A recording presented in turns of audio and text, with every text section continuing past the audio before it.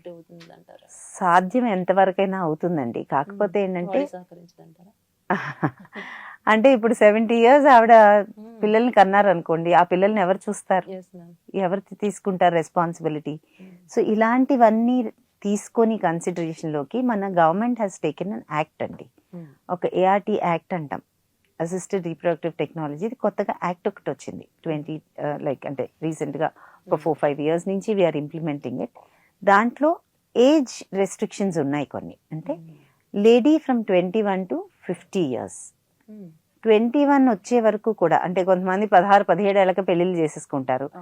మా అమ్మాయికి 4 ఏళ్ళు అయిపోయిందండి పెళ్ళి, ఇంకా పిల్లలు పుట్టలేదు అని 19-20 ఏళ్ళకే తీసుకొచ్చేస్తారు, మాకు ఐవీఎఫ్ చేసేయండి ఆర్ ఐయుఎల్ చేసేయండి అని. అలాంటి వాళ్ళకి కూడా ట్రీట్మెంట్ చేయకూడదండి. We have to wait till 21 years.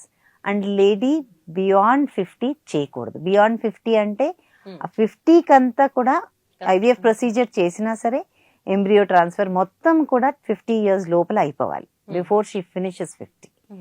అలా అయితేనే ఐవీఎఫ్ ట్రీట్మెంట్ కానివ్వండి, ఐయుఐ ట్రీట్మెంట్ కానీ ఏదైనా infertility treatments allowed. Beyond that చేయకూడదు.